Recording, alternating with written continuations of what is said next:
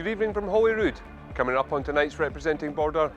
Is it true that the second edition of Miss Sturgeon's memoirs will be entitled, Frankly, I Don't Give a Damn? That was just an insulting lot of drivel from Malcolm Offord. A topsy-turvy final FMQs before recess sees the order of questions reversed, but the mud-slinging stays the same. Also on the programme, history will judge Keir Starmer to be a successful Labour leader but an unsuccessful Prime Minister. There's plenty to talk about with our commentators, from the sun setting on Sir Keir Starmer's leadership to the changes underway here at Holyrood.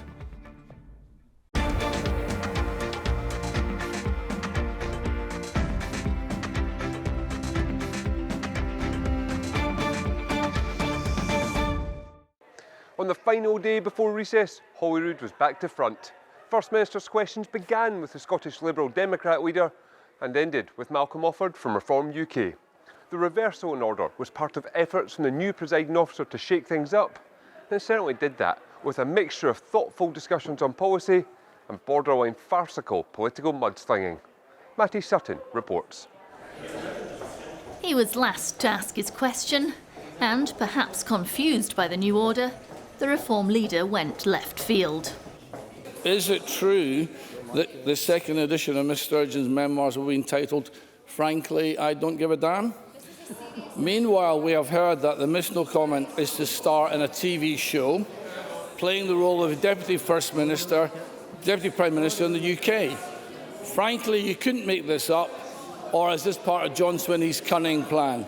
Does the First Minister agree with me that the no comment saga must be part of the forthcoming inquiry into Murrell Gate? First Minister, if you want to have a go at that. If anyone who voted Reform was watching the exchange, Mr Offord's question to me there just now, I think they would think what a waste of time it was voting for Reform, because that was just an insulting lot of drivel from Malcolm Offord. Well, the First Minister arranged for as many items as can be found to be gathered together and displayed as the Murrell collection. No, I'm going to get on with delivering for the people of Scotland. Earlier, the Conservative leader accused John Swinney of dodging scrutiny by rejecting a parliamentary inquiry into the SNP's finances. On Tuesday, the party's former chief executive, Peter Murrell, was jailed after he admitted splurging £400,000 of donations on items ranging from luxury cookware to a camper van. He was at the heart of the cover-up then and now. And that's why he's terrified of an inquiry, because John Swinney, the king of the SNP cover-up, is desperate to cover his own back. Mr Swinney said he'd addressed the financial issues before hitting back at Mr Findlay. Much respected former Conservative MSP Edward Mountain described Russell Findlay as a disaster. His leadership has been catastrophic. He called out Russell Findlay's robotic delivery and lack of empathy. He thought that Mr Findlay would consign the party to the wilderness. Well, on the basis of the Scottish parliamentary elections, Mr Findlay is well on the road to the wilderness of Scotland. There were glimpses of a more collaborative politics. The First Minister offered to work with the Labour leader on his proposals to improve training for young people. Because shockingly, Scotland is one of the highest rates of young people not in work, education or training, as many as 1 in 6. So if we are serious about ensuring every young person has a chance to succeed, then the system has to change. I think this is one of the issues that I had in mind when I became First Minister after the election, where I said that there was opportunity for us to make progress across the parliamentary chamber. So I think there's a lot of the points that Mr Sarwar has made today about the ideas and the suggestions he made, which I think are completely reasonable. And we should embark on these conversations about how we can take that forward. That, though, will all have to happen next term. Matty Sutton. Well, the First Minister also hinted at what could be a significant shift when it comes to the approval of AI data centres. John Swinney said he was actively considering new planning guidance for proposed developments, which have sparked campaigns in areas like the Borders. The Scottish Greens, though, want him to go further with a pause on all applications until a national plan is produced. Now, I've been reflecting on the exchanges last week and looked further at this issue, and I'm giving active consideration to whether the Scottish Government should provide planning guidance to balance the rapid expansion of hyperscale data centres with national energy and climate goals, which are vital to our future prosperity. If all 24 applications were approved, they will use up to 1.5 times our peak energy use for the whole of Scotland. If the Government's position is that councils should be able to make these decisions locally, they can't. How are we supposed to possibly get a handle on those combined energy impacts? How many do we have capacity for? Because at the moment we simply don't know. Councils can't make these decisions in a coordinated way and planned way without the Scottish Government stepping in. The Scottish Government has that responsibility to provide councils with guidance, communities with certainty, and they need that pause that we are asking for. So while that guidance comes forward for the First Minister, will he announce a pause on these applications? Now, what has been raised here is quite a fundamental reshaping of the planning policy of our country and the way in which decisions are taken. Now, I'm prepared to consider that and contemplate that. I've been trying to give as helpful answers as I possibly can do this afternoon on this question, because I recognise the public concern, and I assure Gillian Mackay that all of these issues about local and national decision-making and the implications for energy use will be fully considered in the exercise that I'm prepared to undertake. Well, the Chancellor has said she's backing Andy Burnham to replace Sir Keir Starmer as Prime Minister, despite reports he could demote her if he takes power. Rachel Reeves told the British Chamber of Commerce's annual conference that Mr Burnham backed her fiscal rules on government spending. And she said she'd like to see new oil and gas fields in the North Sea being approved. I'm proud of my record as Chancellor. We do have an economy that's growing. We do have an economy where inflation and government borrowing are under control. And for whoever is Prime Minister, be Andy, and whoever is Chancellor in a few weeks' time, will have a better economy that is growing more strongly, that is more secure, that is more stable than the economy that I inherited just 2 years ago. I've been very clear that I think that the North Sea is a crucial asset for the UK and that oil and gas will be an important part of our energy mix for years to come. And I'm very keen to make sure that we use that resource to ensure our energy security, and there are decisions to be made shortly on both Rosebank and Jackdaw. Those are quasi-judicial decisions, but in our manifesto 2 years ago we committed to honour existing licences, and I hope that we do. Sir Keir Starmer has confirmed he intends to stay on as an MP until the next election, despite stepping down as Prime Minister. Visiting a cinema in Milton Keynes today, he said his priority was ensuring an orderly transition of power. I am stepping down after 2 years, leaving the country in a better position than when I found it. I will do that with good grace, and I will do that making sure that there is an orderly transition, and that is what I'm going to do. I'm going to be professional. I'm going to have foremost in my mind the sense of service and duty that has driven me as Prime Minister. I will continue to faithfully serve my country to make sure that any disruption is absolutely minimised. Meanwhile, the Conservative leader Kemi Badenoch was visiting a barracks in Essex. She accused Sir Keir Starmer of failing on defence and said that if he takes charge, Andy Burnham should either spend more on the armed forces or call a general election. It was a disgrace that we could not get one of our warships, HMS Dragon, out of Portsmouth for 2 weeks. That sent a signal to the rest of the world that the UK is getting weak under Labour. We want to see a strong defence in our country, and that does mean fully funding the Defence Investment Plan. I don't think we should underestimate just how serious it is that a Defence Secretary resigned over this. Keir Starmer should fund that defence plan now. If he cannot fund it, as John Healey asked, he should let Andy Burnham do it. And if Andy Burnham cannot fund the plan, then he should call a general election so that the public can have their say. Now, there's no economic case for reopening a railway station at Beatwick, the Business Minister has told MSPs. In general questions today, the Scottish Government was also asked about changes to the UK Motability Scheme, which makes vehicles more accessible and affordable to people with disabilities. Given the opening of the River Tweed Trail, the long-distance path in 2028, which will start in Moffat, the jewel of the south, and run 113 miles to Berwick-on-Tweed, and the probable extension of the Clydesdale Way into Moffat a few years later, it's likely that more than 300,000 additional cyclists and walkers will be visiting a town annually, putting a huge strain on the ability to cope with road traffic. So will the Minister work with me to urgently advance the Beatwick Station Action Group's plan to reopen what could be one of the busiest small stations on the network? Transport Scotland officials responded to Suez Trans in June 2023 to confirm that the outcome of their review of Suez Trans's Beatwick and Moffat Transport Appraisal Report was that a robust business case had not been made for a Beatwick station to progress further in the development process. And while I commend the work done by Suez Trans, the Action Group and the local community, Suez Trans's own transport appraisal report clearly acknowledged, for example, that the option of a rail station at Beatwick simply did not, in their words, stack up from an economic perspective. To ask the Scottish Government whether it will provide an update on the operation of the Accessible Vehicles and Equipment Scheme, including whether any of the changes to the UK Motability Scheme, such as reduced mileage allowances, increased excess mileage charges and changes to lease conditions, will apply to people using the scheme in Scotland, and if so, when? Cabinet Secretary Shirley-Ann Somerville. The Scottish Government has been working closely with Motability since March, and its notification of changes from 1st July in England, Wales and Northern Ireland. The 1st July commencement is not set to apply in Scotland.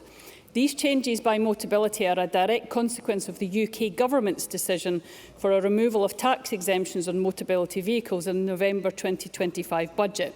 The Justice Secretary says he'll launch a consultation on increasing the definition of short jail sentences from 4 to 5 years. It's after Neil Gray admitted the prison service was operating at around 800 places more than it's designed to cope with, despite an emergency early release programme which saw around 600 prisoners let out of jail early. The consultation will seek views on amending the definition of a short-term prisoner from those serving less than 4 years to those serving less than 5 years to better reflect the existing sentencing powers of the courts and to bring Scotland into alignment with the Council of Europe's position that sentences of 5 years or more constitute long-term imprisonment. The consultation will also seek views on how we can deliver a more effective approach to custody, including, as the Sentencing and Penal Policy Commission recommended, extending the presumption against short sentences from 12 to 24 months, enhancing community payback orders to increase confidence in their effectiveness and support their wider use, and strengthening the bail test to reduce the number of people remanded with no real prospect of a custodial sentence of less than 24 months. The definition of long-term prisoners to be possibly moved from 4 years to 5 years, I mean, that has got quite serious implications, because that means that, from my understanding, there are quite serious offences for which they would be then eligible for the rules under the short-term prison regime, which, if those who have followed debate will know, that's early release at 30% having served your sentence. So that would be increasing that to 5 years. I do have some preliminary concerns about that. Well, to run the rule over how this Parliament has been shaping up after the election, I brought together two of our regular commentators, Joyce McMillan from The Scotsman and Paul Hutchin, the political editor of the Daily Record. But we began, of course, by looking at the looming change of Prime Minister. Joyce McMillan, let's start this conversation where we started the week.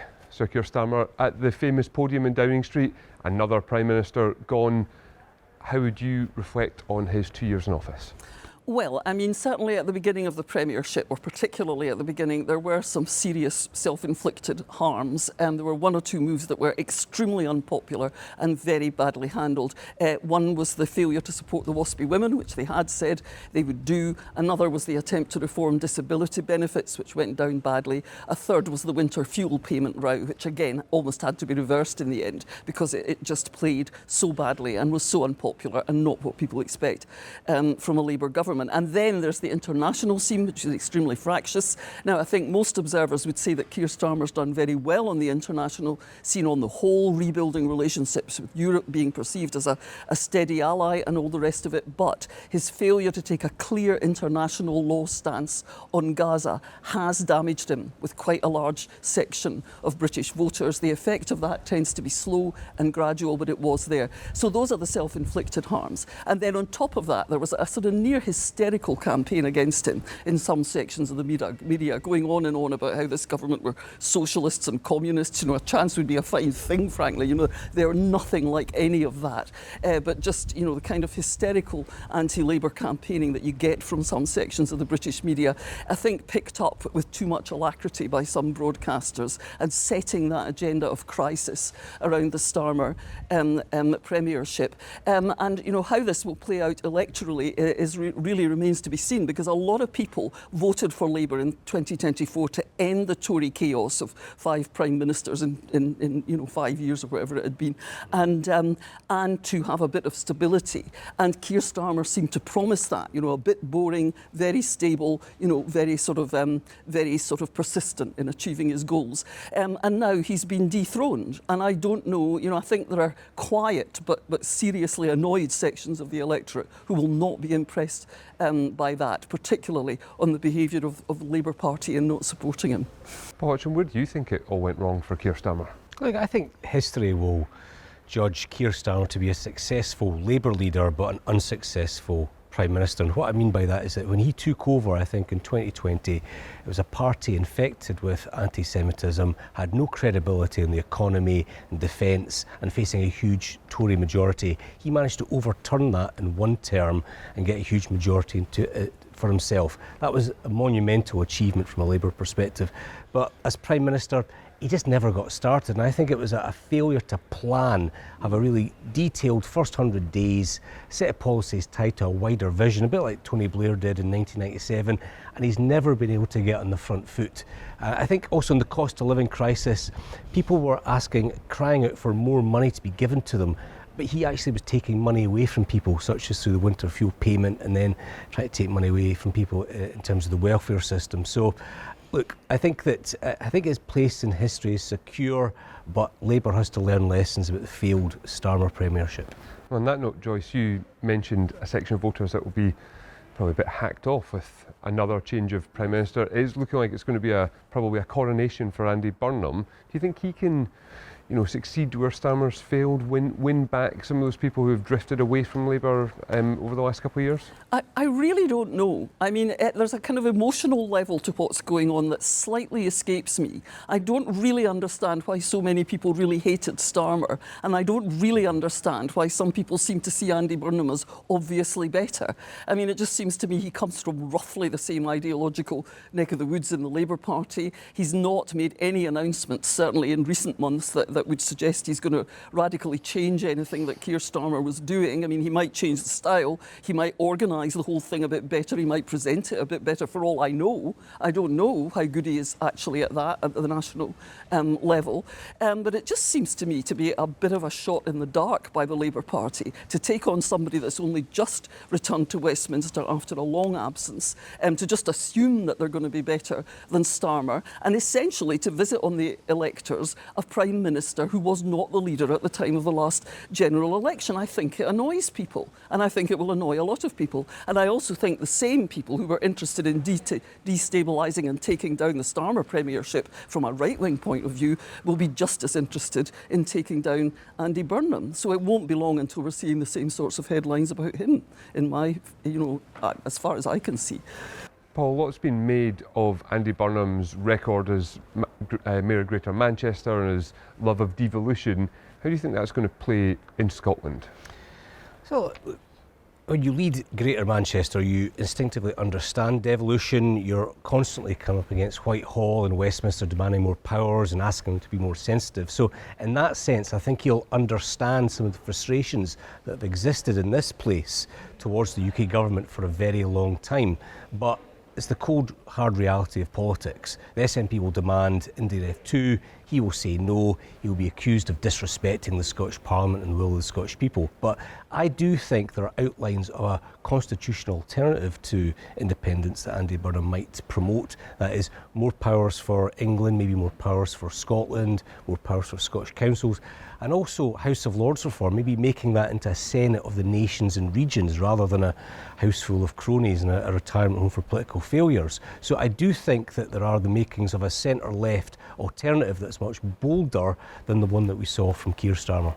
And to matters here at Holyrood, Joyce, we're at last day of term. here. What have you made of the early days of this new Parliament and new intake of MSPs? Well, it's been quite fractious, hasn't it? There's been a lot of kind of rows over procedure and not an awful lot of substance so far. I mean, first of all, there was the election of the new presiding officer and the whole question of whether it's a good idea to have a presiding officer from a party of government that has, you know, such a substantial presence in the, you know, is by so much the biggest party in this Parliament. Although the new presiding officer insists that he's going to be, you know, he's going to be very even-handed and not give the government its own way, a bit of a rebel in that sense. So there was that. Then there was the row over committees, and there was certainly a lot of mishandling and poor preparedness, I think, in the sort of deals over who became a committee chair, and also far too much deal-making in general in what's supposed to be a secret ballot of members. So that wasn't very good. And then in the last 10 days or so, there's been the row about trying to pen up the Holyrood media behind a little barrier, which frankly does not present much of an obstacle, so that they can't waylay ministers coming out of First Minister's questions. So, you know, it's been kind of fractious on all of that front, and a bit silly, frankly, in terms of some of the proposals that have been made, certainly about the media. And in terms of substance, I think there's just a kind of sense of biding time to see what kind of policy programme the SNP will be able to come out with, given you know, the very severe financial constraints. I mean, if you were looking for, you know, what would be good to happen, it would be, as I think I said a couple of weeks ago, some kind of really creative thinking about how to make our public sector more efficient without, and more effective, you know, deliver more for the money that is put into it, without resorting to the old sort of mantras of privatisation and cuts. But whether we'll get that, you know, at this stage in this long SNP government, I really don't know. Paul, Joyce just mentioned there are a few of the changes. There's been quite a few of them brought in by new presiding officer Kenneth Gibson. Do you think they've been for the better? Obviously the pen has been ignored for journalists, but overall, is the Parliament looking like it might function better this term? Look, he's changed First Minister's question time, but that is of limited interest to a very small number of people. Time will tell if that's made it better. In terms of the committee structures as well, I think these are tidying up exercises, and of course the media pen was a complete disaster. But in a wider sense, the personalities have changed. Given there was an election, we've got a huge or a sizable reform contingent, but the fundamental issues remain the same, namely a £5 billion looming black hole. That is going to be the number one issue in this term, and I still haven't seen any answers really from the government or the opposition parties on how they're going to fill it. Big thinking to do over the summer for government and MSPs of all parties, but for now, Paul Hutchin, Joyce McMillan, thanks very much for your time. Now it's time for us to take a short break, but coming up, we'll have extended coverage of the final Leaders Only First Minister's questions before recess.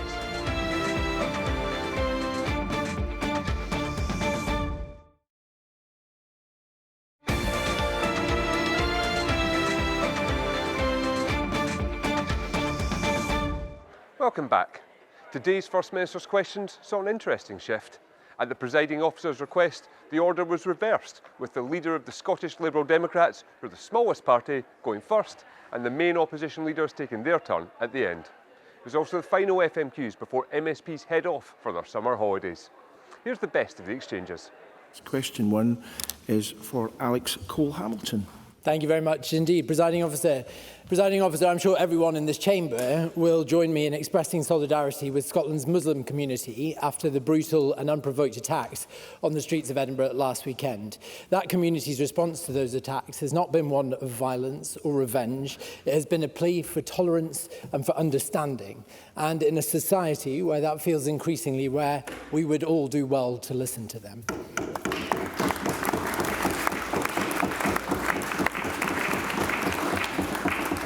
Presiding Officer, new figures show that violent crime is up by 4,000 incidents last year. Crimes of dishonesty were up by 7,000. Of course, one of those has dominated the front pages this week. But while everyone is focused on Scotland's prison population growing by 1 in recent days, I want to ask about those leaving our jails.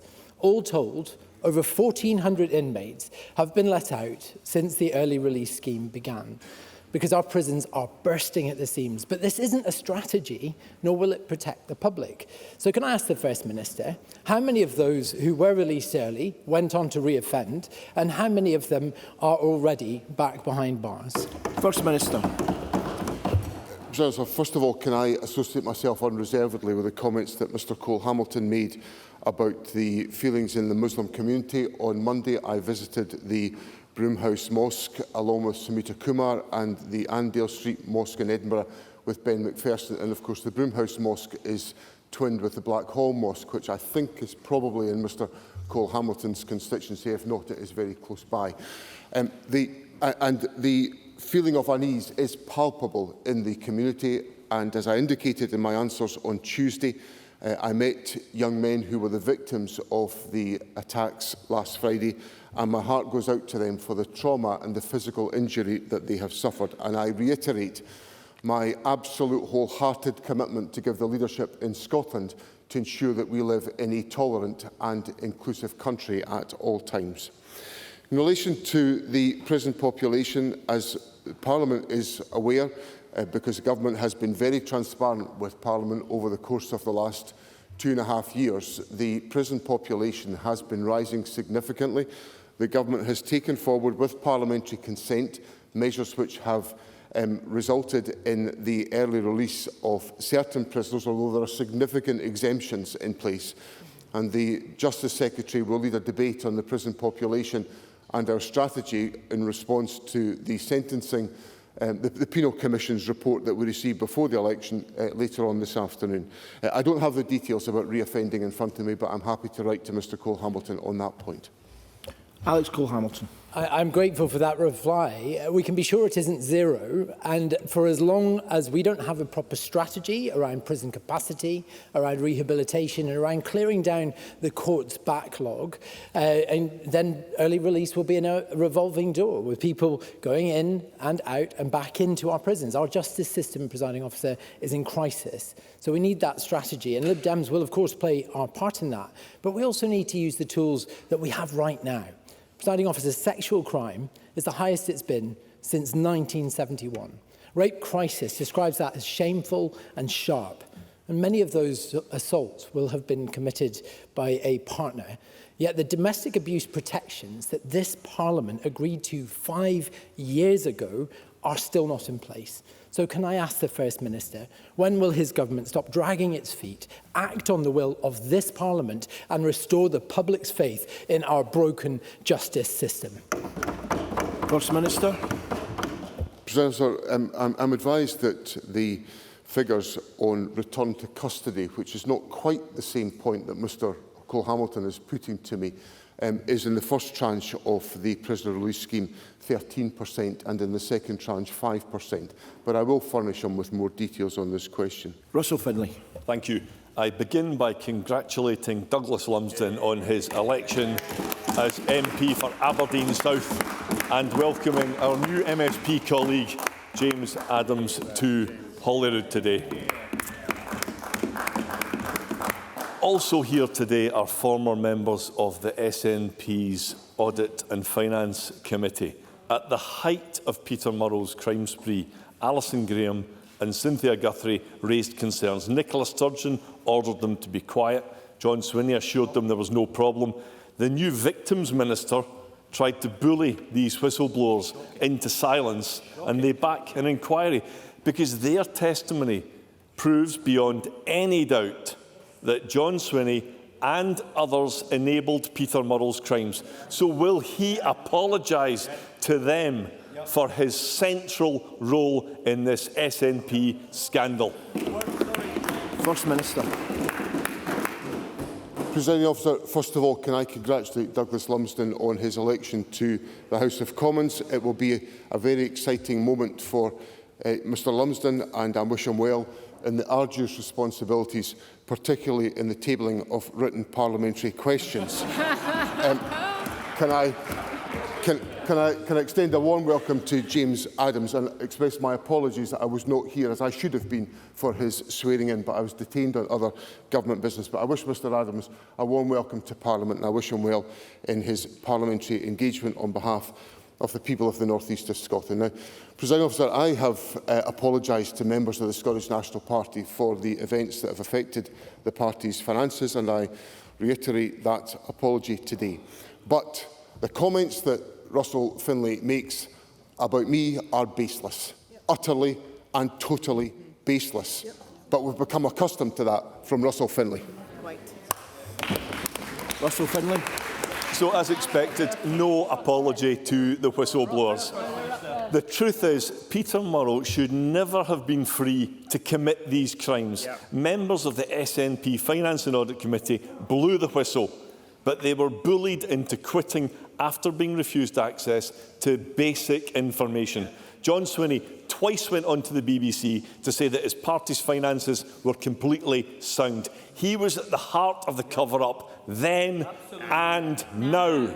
And that's why he's terrified of an inquiry, because John Swinney, the king of the SNP cover-up, is desperate to cover his own back. Isn't that the simple truth? First Minister. President, Russell Findlay has gone on about the need for an inquiry into all these issues. This must be the first time in living memory that Russell Findlay, who's championed the interests of victims, wants an inquiry into the victim of this particular case.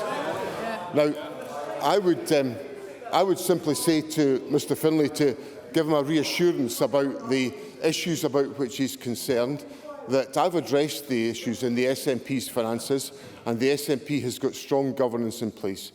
But I think Russell Findlay should pay slightly more attention to some of the things that have been said about him. Because in the newspapers this morning, a much respected Excuse me, let's hear the answer to Mr Findlay's question. Much respected former Conservative MSP, Edward Mountain, described Russell Findlay as a disaster. His leadership has been catastrophic. As we have just seen, he called out Russell Findlay's... Can we allow the First Minister to answer, please? Quieten down. He called out Russell Findlay's robotic delivery and lack of empathy. He thought that Mr Findlay would consign the party to the wilderness.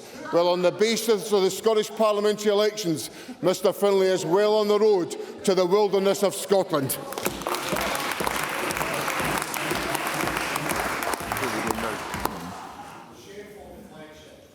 Can we allow the next party leader to ask a question? Thank you.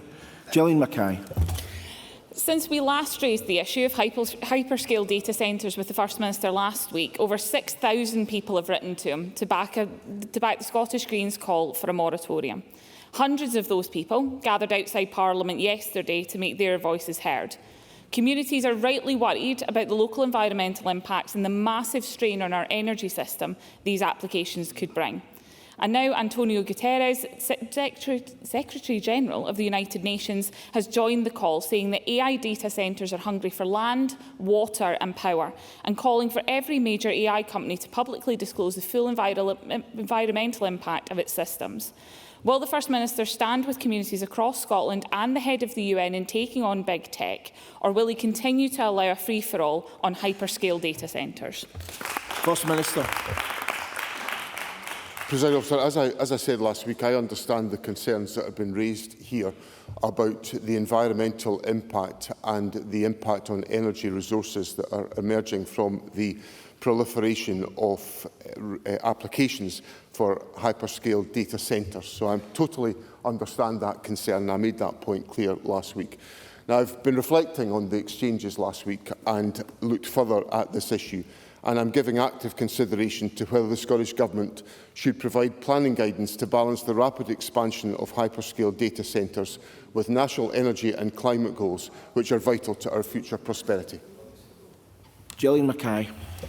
I'm pleased to hear that the First Minister is considering that, because councils themselves are saying they don't have the necessary guidance to decide on these mega plans. Fife Council has confirmed the Scottish Government is looking at whether an environmental impact assessment is needed for the Offord tool application because it's not clear enough from existing guidance. That comes on top of Edinburgh councillors saying they can't make a decision on local applications until the Scottish Government comes up with what a definition of what exactly a green data centre is. If the First Minister is considering this pause, what timescale are we going to see it on to make sure that we can take this overview of these applications? First Minister. The first thing I have to say is that I have to compartmentalise my comments and not comment on the Offord tool application because it's a live application. But on the general policy questions, I appreciate the urgency of this question because there are a number of applications that are now being considered by planning authorities, and my view is that with the concerns being expressed by planning authorities, the government has to be responsive to that. And as I rehearsed last week with Mr Greer, there is a careful balance that has to be struck between the extent and specificity of national guidance and the discretion available for local decision making. Now, if the balance of that is not correct in this issue, then obviously that has to be examined by the government. But I give a commitment to Gillian Mackay that that will be undertaken as a matter of priority by the government, and obviously planning authorities will hear what I'm saying in Parliament today and will be able to reflect on my comments. Gillian Mackay.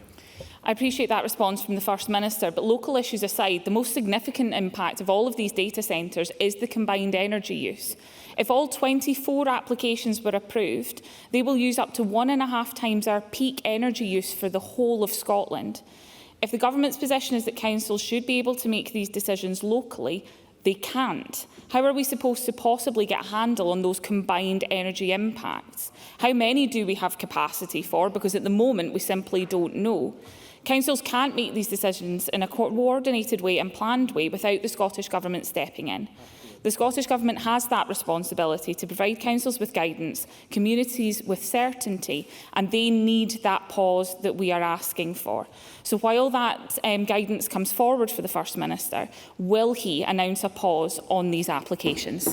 First Minister. Gillian Mackay asks me to do, or for the Government to preside over two very different things.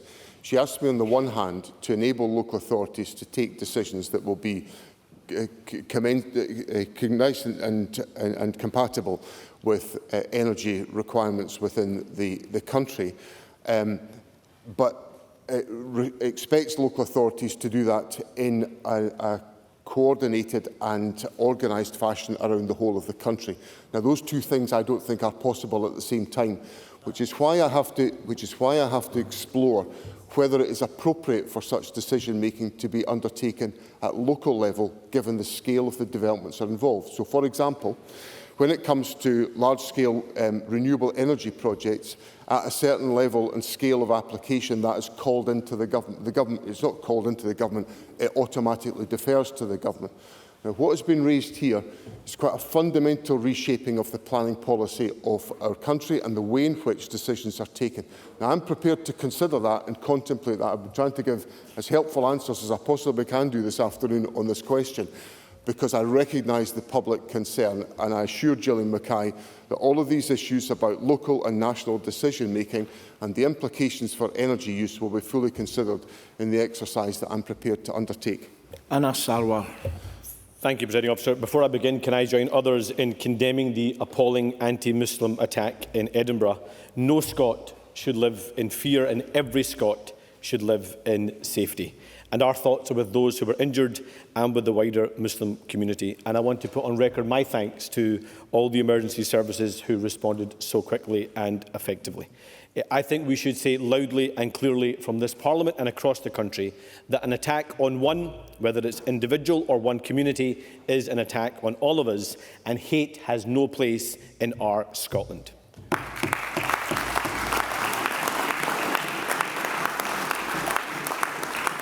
Presiding Officer, this week also marks Armed Forces Week, so can I place on record my thanks to all those who have served and continue to serve in the service of keeping our great country safe.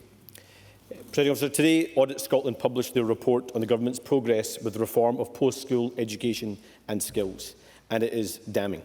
It says the sector faces significant challenges, that the Government lacks a clear plan, and that reforms have not been adequately resourced, and there's a risk they will not achieve the intended outcomes. In 2022, Audit Scotland concluded that the SNP Government had not provided the necessary leadership on skills reform. 4 years on, and not much has changed, which has consequences, because every year that passes, more pupils leave school without the opportunities they deserve. So does John Swinney accept the findings of this report, and can he say how many more cohorts of young people will be let down before this Government finally gets his act together? First Minister.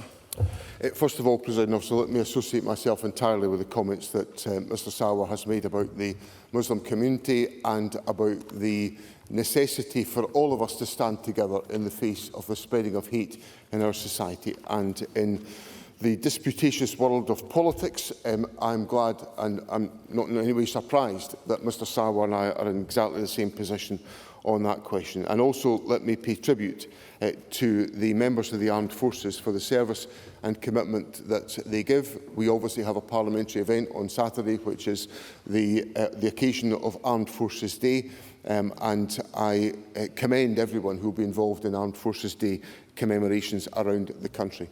Now, I welcome the report from Audit Scotland because it is important that these vital issues are the subject of active debate. The Government, since the work was carried out, or the report was carried out several years ago, has of course presided over the passage of legislation to rationalise this area of activity, and there is work underway to transfer the responsibility for the funding of further education student support from the Funding Council to the Student Awards Agency. Malcolm Offord. Thank you, Presiding Officer. Does the First Minister welcome the recent landmark legal ruling by Lady Ross on the case brought by that excellent organisation for Women Scotland? Will he ensure that it's implemented in full, in letter and in spirit as soon as possible? Will he further ensure that the principles of this ruling are rolled out across the entire public sector, including the NHS, immediately? That would avoid the need for any further waste of taxpayers' money defending the indefensible in court. And further, ensure that informational materials published by activist organisations, which are contrary to the letter and spirit of Lady Ross's ruling, are withdrawn from all public organisations and institutions, and cessation of their production and distribution becomes a condition of any further public funding to these activist groups. Finally, does he share my relief that Isla Bryson, apparently known in prison as Isla Man, will now be retained in a male jail and upon release should not be allowed access to women's toilets, whether here in Holyrood or anywhere in Scotland? First Minister. I lead a government that believes in and follows the rule of law. So when issues are of a legally contested nature, we do the proper thing, which is we allow the legally contested debate to take place, and then at the conclusion of that, we follow that legal ruling. So Lady Ross's ruling is crystal clear. It has been implemented in full already in relation to the Scottish Prison Service, and the necessary amendments to custody have taken place.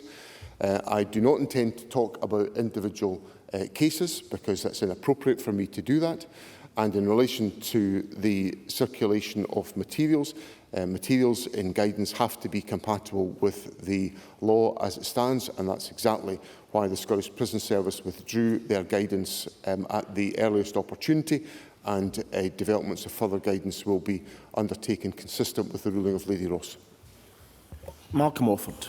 I thank the First Minister for that question, which was more comprehensive than I expected. I was dreading that he would come back with a long-winded no comment, which begs the question, is saying no comment ever an acceptable response to a sequence of serious questions?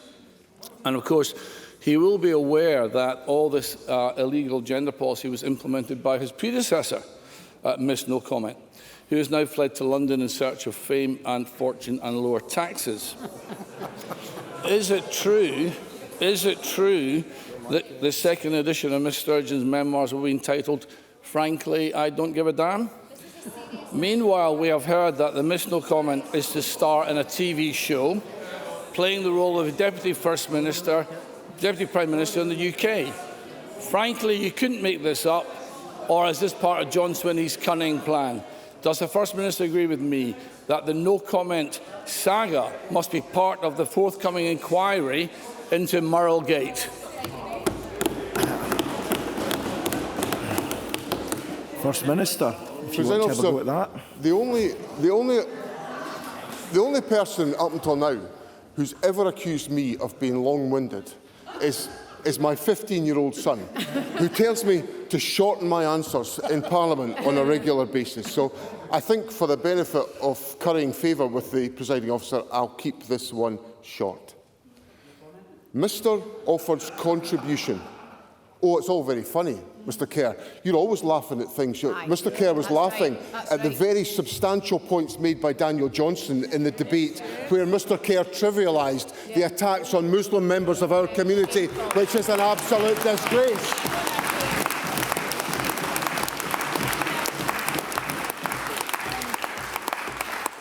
And if anyone who voted reform was watching the exchange, Mr Offord's question to me there just now, I think they would think what a waste of time it was voting for reform, because that was just an insulting lot of drivel from Malcolm Offord. Malcolm Offord. It is the last day of term, presiding officer. So on the same theme, of course, the items bought by Peter Murrell with money stolen from the SNP are now part of Scotland's political history. And this saga will be taught to future generations of Scotland's children. Will the First Minister arrange for as many items as can be found to be gathered together and displayed as the Murrell collection? Will he also arrange for some items to be gifted to Scotland's museums and galleries as permanent exhibitions and a tribute to SNP governance? Can I suggest that the fountain pen, which Nicola Sturgeon used to sign her resignation letter, should go to the People's Palace to become the People's Pen? Or similarly, the 2 toilet seats could go to Perth to sit alongside the Stone of Destiny? Or the £3,000 coffee machine could sit beside the Declaration of Arbroath to show how political priorities have changed? Will he encourage the people of Scotland to write to us with their proposals? We cannot allow for these items to be auctioned to the highest bidder, who will take them into private collections abroad. So does he agree with me that this part of Scotland's history must not be lost? First Minister. No, I'm going to get on with delivering for the people of Scotland. That's all from us for tonight and for the next few weeks. Just like the politicians, we'll be having a break over the summer recess, but we'll be back in September for a new parliamentary term here, and unless someone steps up to challenge Andy Burnham, it's likely we'll have a new Prime Minister too. We're looking forward to seeing you again then, but for now, thanks for watching and good night.